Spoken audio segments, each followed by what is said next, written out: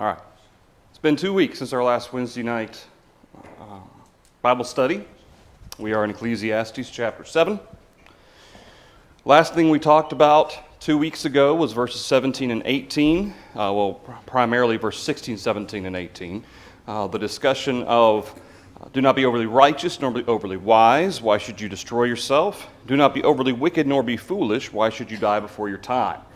And we discussed that this is not describing a moderate lifestyle in which you can sin a little bit, but just don't sin too much.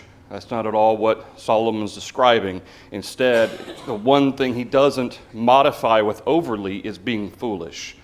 And the application that we gain from verses 16 and 17 is to recognize not to allow ourselves to be puffed up, to be overconfident, to be self-righteous, looking down our nose at everybody, because that puts us in a position where we could destroy ourselves.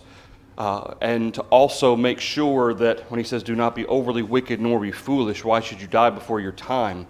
When we do stumble, there's going to be times that we stumble. In fact, that's one of the things Solomon's going to point out here in verse 20. That kind of a reiteration of what David says, there is none righteous, no, not one. But when we do stumble, don't allow that stumbling to cause you to be overly wicked. Don't allow one mistake to turn into a lifetime of mistakes. Verse 18, it is good that you grasp this and also not remove your hand from the other, for he who fears God will escape them all. And we talked about this a little bit last week, or 2 weeks ago.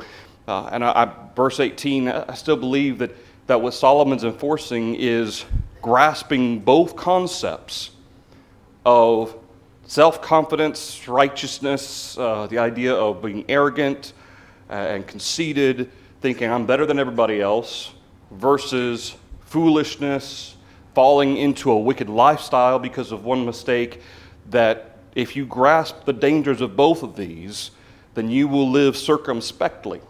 The fear of God will keep you in the path that you need to go. And if you do stumble, that fear of God will bring you back to the right path. Anything else through verse 18? Verse 19. Wisdom strengthens the wise more than 10 rulers of the city. For there is not a just man on earth who does good and does not sin. Verse 19 and 20 go hand in hand.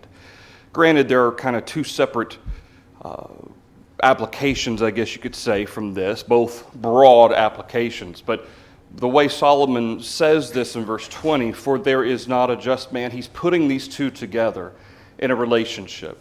When he says wisdom strengthens the wise, notice the term strengthens the wise.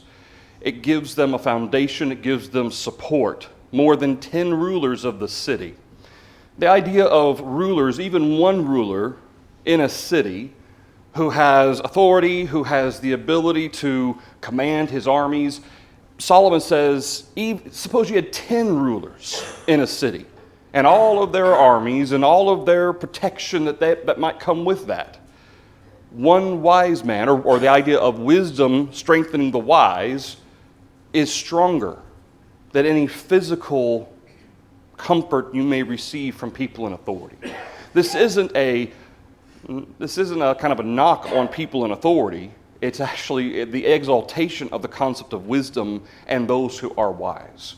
To recognize that just because you may have physical safety, physical comfort, physical authority, or be able to rest in someone's physical safety and physical authority, that is not going to preserve you. Ultimately, wisdom will preserve you far more, strengthen you far more than 10 rulers of a city. Which is why he relates it to sin when he says in verse 20, there is not a just man on earth who does good and does not sin. So how does verse 20 relate to verse 19? If he's describing the idea of wisdom being a strength as opposed to the rulers of people, how does that apply to his observation that even just men aren't perfect?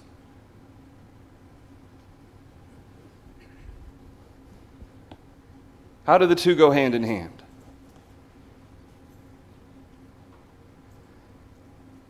And I really believe that this is based off of verse 16. That self-righteous, that conceit, that arrogance, perhaps of thinking that I'm better than everyone else, I'm perfect, everyone else isn't. And then, of course, even that other extreme as well, of falling into a lifestyle of sin. But it seems like verse 19 and 20 is focusing in on the attitude of an individual that may think that they're perfect. That's what verse 20, Solomon says, listen, I don't care how perfect you think you are. There is not a just man on earth who does good. He's seeking to do what God wants him to do. He's trying to walk the path. There is not a just man on earth who does good and does not sin. There is none righteous, no, not one, his father David said.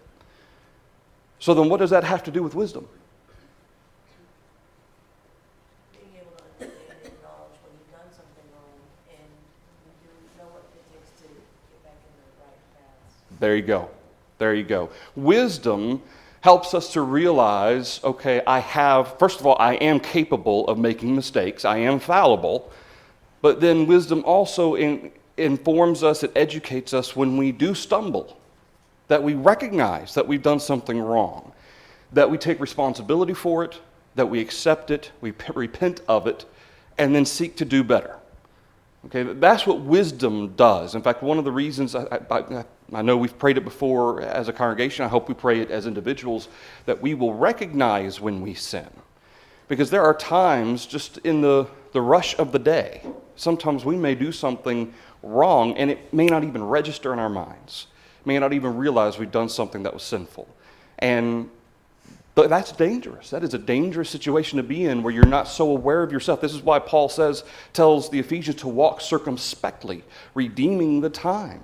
Be aware of yourself, no matter how busy your day gets, because you can sin and it may not register at the moment, but then maybe after you get home, work or school's over, you look back on your schedule, look back on your day, you say, I cannot believe I said that. And it just comes to you, just hits you. And wisdom is what strengthens the wise. Not so much, yes, there is the wisdom in being able to avoid sin. Certainly that's an application of its own.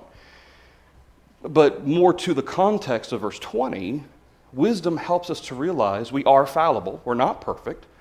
There is certainly the associated application. We shouldn't treat each other or others as if they're lesser than us or me, to think that I'm better than they are. Everyone is fallible. And when I do make a mistake, to recognize it and to make it right. That's where wisdom strengthens the wise more than 10 rulers of a city. You can have all the physical comfort and safety and all these individuals who have authority looking out for you. But that's not going to do anything against sin. And that's why wisdom strengthens the wise. Anything through verses 19 and 20? Yes, sir. We kind of have a proverb that says, power corrupts, absolute power corrupts absolutely. Yeah. And I think that's kind of what you see in these rulers, even though they think they're mighty, powerful rulers, they don't see the error of their own way. And that's, with true wisdom, helps you to overcome that. Sure. Yeah, absolutely. That applies to people in positions of authority. That applies to people who are wealthy. You know, that's one of the things we talked before about people who trust in their riches more than they trust in God. That's the very thing that Paul told Timothy in 1 Timothy chapter 6 to tell the Christians to beware. Don't put your trust on certain riches, but on the living God. Any type of advantage in our minds that we might have in any way, whether it's wealth, authority, status, position in life, all of that can cause us to be blind to the possibility of failing in some walk of life. And that's where wisdom strengthens the wise. Anything else? Verses 19 and 20.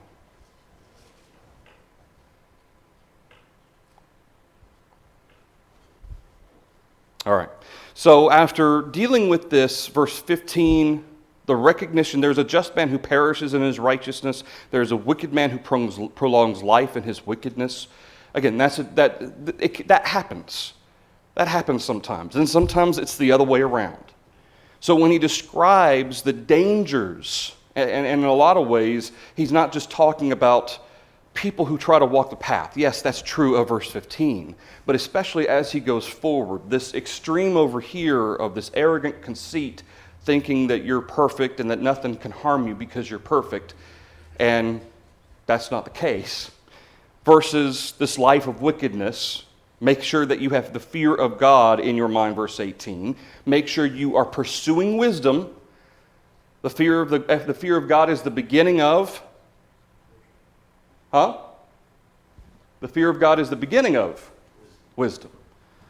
Okay? Having the fear of God, that's where it starts. and that's part of verse 18 to verse 19 and 20, is that the fear of God is the beginning of wisdom.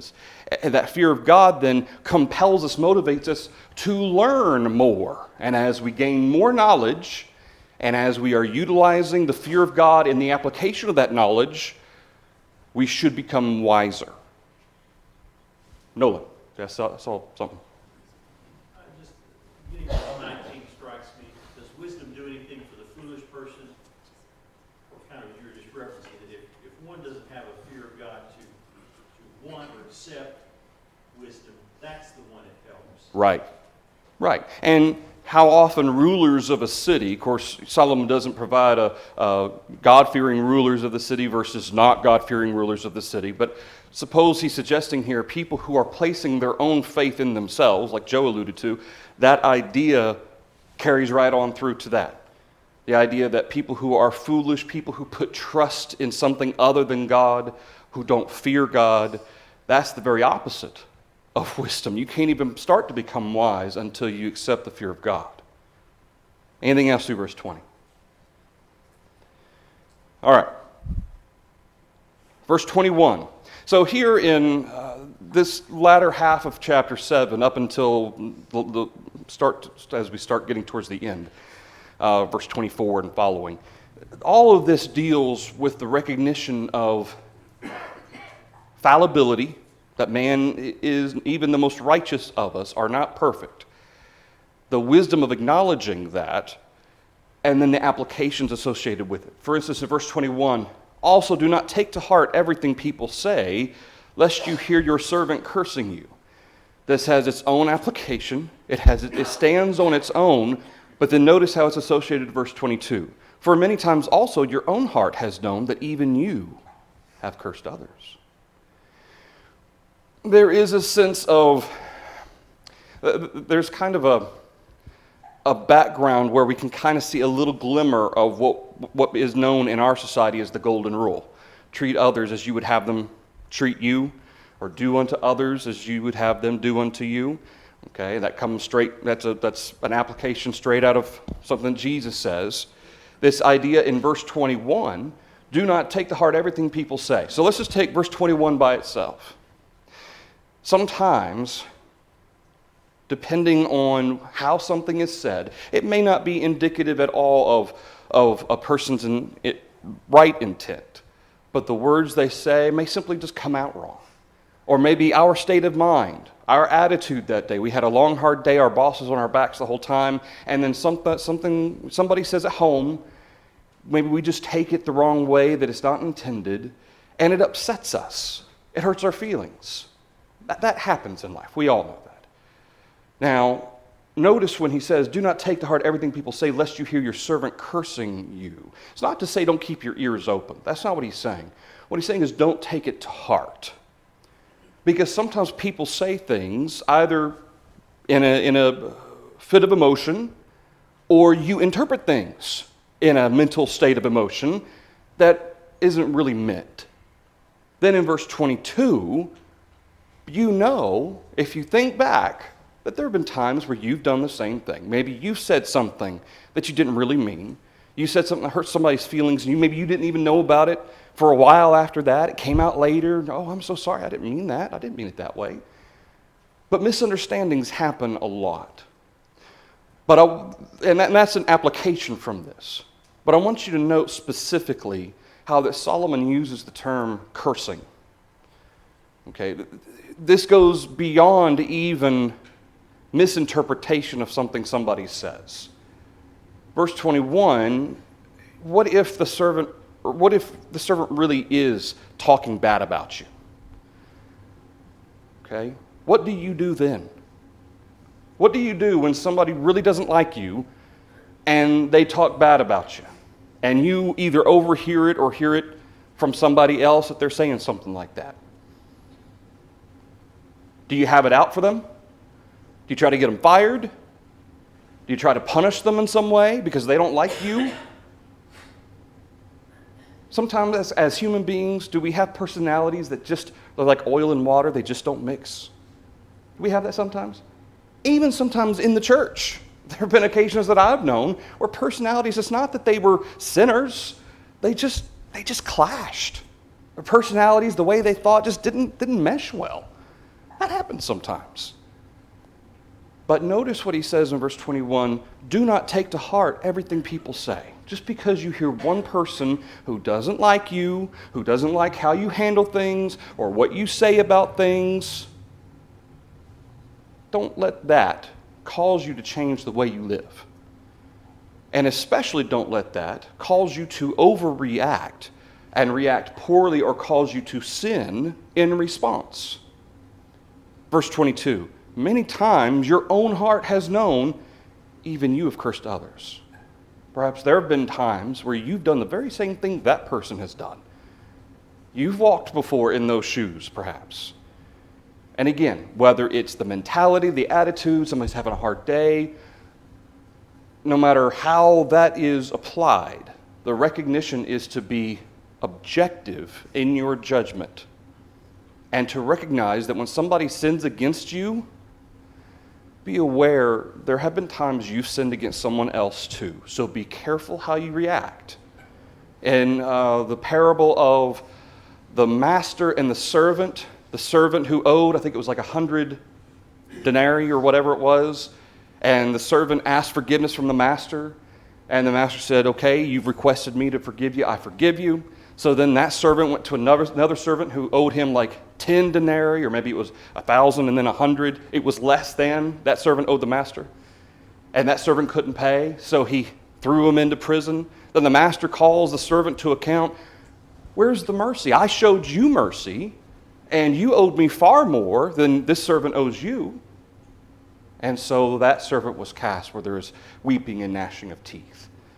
And the idea of how we react to others, how we deal with others, especially when they have done aught against us, it's very compelling, it's very telling regarding our state of mind and the wisdom with which we deal with others.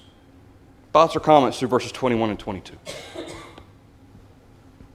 I think there's plenty of application here for misinterpretation. 90% of most issues that pop up from day to day, a lot of it is misinterpretation. Somebody said something, they didn't really mean it that way. Somebody took it the wrong way. Maybe somebody was just having a hard time. They didn't really mean for it to sound mean or angry, and it did. That's the type of soap opera type stuff that happens in life, isn't it? But then sometimes somebody actually does or says something that does hurt you, something that's maybe sinful, something they have ought. But we've been there too, so be careful how you react. Any thoughts to 21, 22? Okay, verse 23. Let's see. So 23 through 25, Solomon says, all this I have proved by wisdom. I said, I will be wise, but it was far from me. As for that which is far off and exceedingly deep, who can find it out? I applied my heart to know, to search and seek out wisdom and the reason of things, to know the wickedness of folly. This is something he's mentioned already in chapters 1 and 2. And a lot of times people who doubt the fact that Solomon writes this, they go to the very fact that Solomon was given great wisdom by God. Okay? Yes, he was. He was given great wisdom by God. However, was he given all wisdom that can possibly be known? No. He was given wisdom specifically for what he asked for, so that he could rule and govern his people wisely. And so he was given wisdom that applied to him as king. But what he describes, verses 23 through 25, is much broader to the nature of man, to man's reactions to things, why man does the things that he does or doesn't do certain things. He's seeking to understand, as he says, the wickedness of folly and the reason of things. And you can have wisdom in how you approach something without having the knowledge and wisdom of that thing. Just kind of like how Solomon, as a king, he had knowledge of what he should do, certainly from the time he was born, I'm sure, observing his dad, learning from his dad's advisors. I mean, I'm sure he had a great deal of knowledge growing up. I'm sure he was very well educated.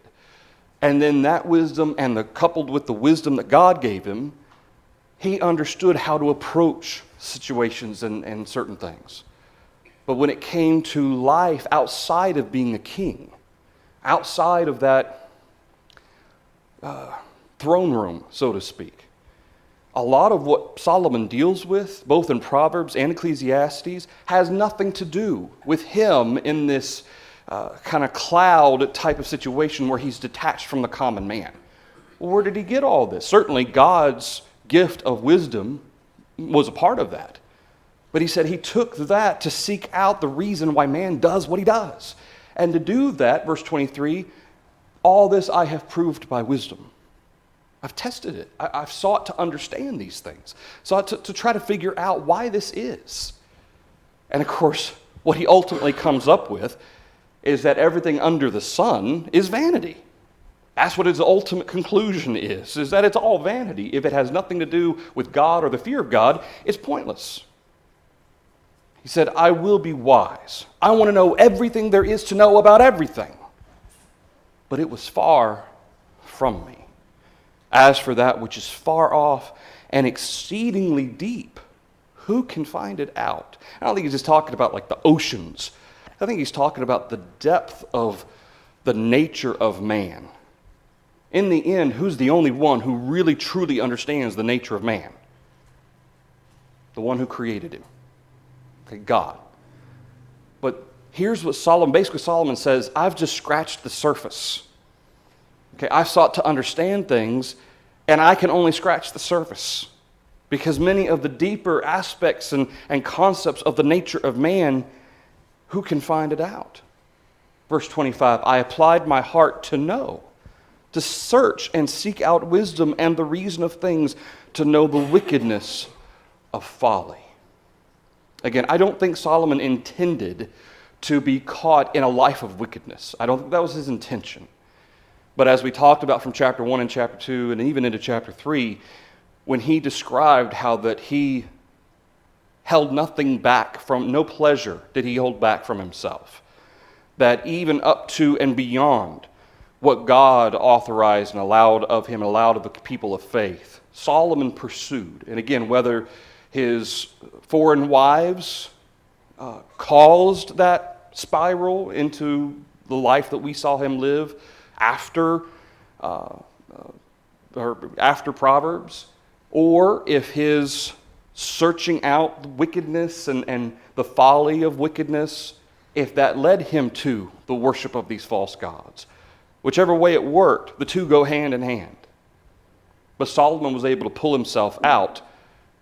And again, verses 16, 17, 18, and all the way through down here to verse 25, I can't help but to think Solomon speaking from personal experience, which he himself says, all this I prove by wisdom, but he's also speaking from his own mistakes, his own life, where perhaps he thought, I'm so wise because of the wisdom God gave me, I'm infallible. Nothing's going to get caught up in me. Nothing's going to cause me to turn to a life of sin. And perhaps he was a little overconfident when he started searching out all of these ways.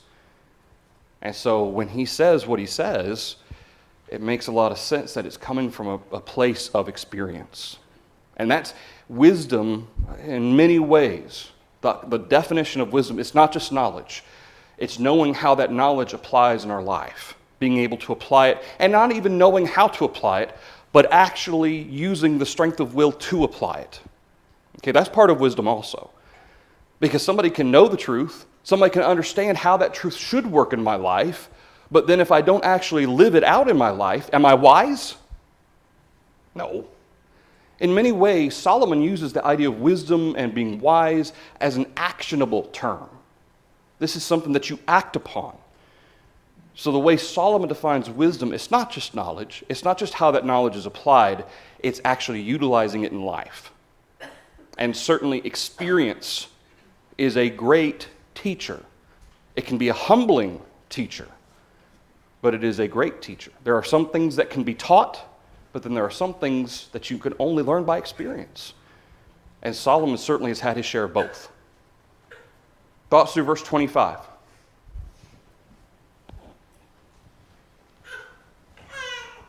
And just to be clear, Solomon was the wisest man that ever lived. Okay, the wisdom that God gave to Solomon was vast. It was a wonderful gift. But I'm suggesting that because of what Solomon, both he says in Proverbs as well as in Ecclesiastes, it wasn't encompassing in that he knew everything there was to know already. Like it was an instant download, and all of a sudden Solomon knew everything there was to know about everybody and everything. There was limits to what he understood or knew. That's why he delved more into it, utilizing the wisdom God gave him to understand deeper elements of the nature of man. But then he got too deep, and he was lost for a time. Anything through verse 25? Okay. Verses 26 through the end of the chapter are... they're unique. They're different. And I'll tell you what Garrett writes about this. Garrett takes a very literal approach to this. I'm convinced that there's more to it than just the literal interpretation of it. But we'll read it. Ladies, please don't get mad at me. Verse 26. I find more bitter than death the woman whose heart is snares and nets, whose hands are fetters. He who pleases God shall escape from her, but the sinner shall be trapped by her. Here is what I have found, says the preacher, adding one thing to the other to find out the reason, which my soul still seeks, but I cannot find. One man among 1,000 I have found, but a woman among all these I have not found. Truly, this only I have found, that God made man upright, but they have sought out many schemes. At face value, especially verse 28, it makes it sound like Solomon's saying that men can be very upright and righteous, but women can't. And I am firmly of the belief that's not what Solomon's talking about. I will tell you what Garrett says about this, because I think it's interesting.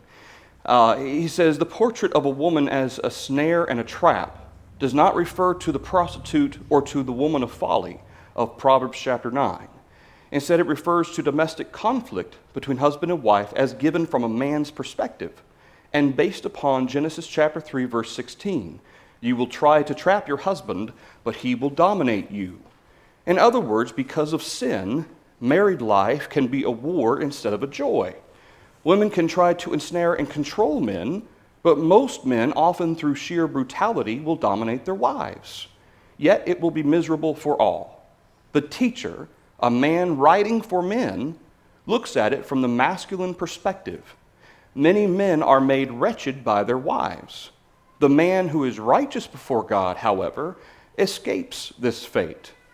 This does not mean that such men never marry, but that God gives them women who are loving and who are not human traps. I thought that was interesting, the way that he looks at this. Because we've already noticed when Solomon especially refers to under the sun, that it's from a purely physical perspective. Solomon says this is how things look to man without taking any spiritual aspect of things into consideration. And I can see that being a way in which he could have been thinking here. Garrett goes on to say, verse 28, that verse 28 does not mean that men are slightly better than women. It describes the reality that although most men can find at least one man who is a true friend, they never find a woman with whom they can enjoy such companionship without competition. Again, this is what Garrett says. I don't know about that. It is important to note that it is equally possible and legitimate to reflect on Genesis 3:16 from the woman's perspective. For many women, a husband is a hard, cold taskmaster. Human history has no shortage of examples of emotional and physical brutality against women. Similarly, many women can find at least one true female friend, even though they can never find a loving man. The one who teaches this text must present it from both perspectives. There you go, Garrett, I did. But I'm wondering if there might be the possibility here of a more symbolic or figurative way in which Solomon writes this. Because it's interesting when we get to chapter 8, he goes back to talking about the wise. He talks about verse 2, he talks about the authorities that God has put into place and how you should treat them. Goes into talking about death.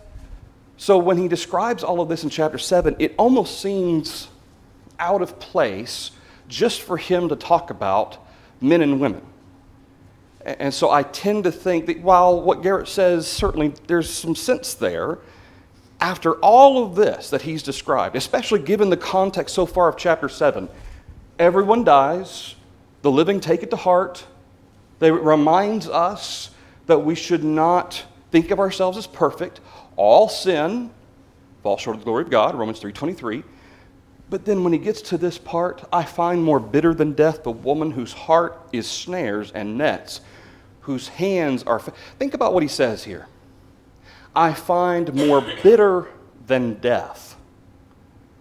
I tend to think that Solomon is not just talking about difficult people to live with, okay, or in this context, a difficult wife or a difficult woman. He who pleases God shall escape from her, but the sinner shall be trapped by her. What does Hebrews chapter 11, verse 4 tell us is necessary in order for us to please God? Faith. And what is one crucial element that we've already looked at here in chapter 7 of Ecclesiastes that is a key component of faith? What is the beginning of wisdom? Fear of God. So if I have the fear of God and I am seeking to be pleasing to Him, therefore I have faith, he who pleases God shall escape from her. Compare this. What's the difference between he who pleases God and the sinner? Again, not to say that he's saying that he who pleases God is perfect, but people who have given themselves to lives of sin. What's the difference? What? They're only seeking to please themselves, right? They don't have faith. They don't have the fear of God. They only seek to please themselves, whereas people of faith seek to please God. Solomon is basing a difference of not just the type of person you meet or marry. It's almost as if he's describing something worse than death. He says more bitter than death is what culminates the difference between a righteous person who seeks to please God, what they encounter in life, versus someone who is foolish and not wise, doesn't seek to please God, and what they encounter in life. Now, I know Garrett, he's an expert on Old Testament poetry and stuff, and again, you look at this from a literal perspective, I understand that. But I wonder if he's speaking to something more based in the context that Solomon's already been talking about. The importance of seeking wisdom in relation to the fear of God and to understand the path that we must walk. Here is what I found, he says in verse 27, adding one thing to the other to find out the reason. It seems so out of place if he's just going to come right back to talking about the differences of men and women. I tend to think he's talking about something more than just men and women. Verse 28, which my soul still seeks, but I cannot find. One man among 1,000 I have found, but a woman among all these I have not found. Truly, this only I have found, that God made man upright, but they sought out many schemes. Skip verse 28 for a second and look at verse 29. Verse 29 fits right in the same context. It's almost as if verse 29 could follow verse 25. in that Solomon has finished up through to verse 25 describing the fact that man is not even the most righteous and just of us. We're not perfect, and we should never think that we are. Truly, this only I have found, God has made man for what purpose? What is the purpose? What is the job of man? To fear God and keep his commandments. That's what he's going to conclude in chapter 12 and in verse 13. That being the case, God has made man for the purpose of being upright. But what did man then do? He did what he wanted to do. Not unlike that sinner he references earlier in verse 26, who is ensnared.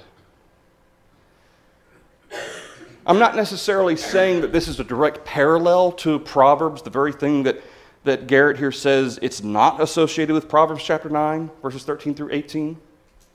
But isn't it interesting that his soul is still seeking, but he cannot find? Does that mean he hasn't found a single righteous woman? A single woman who doesn't seek to please God? Maybe in his harem of wives, given the fact that they were all worshiping strange gods, he married women who weren't of his people, who didn't worship Jehovah. Maybe that was literally true for him. But I wonder if there's something more to that. Because notice how often Solomon refers to seeking, searching, trying to find, to search and seek out wisdom, to know.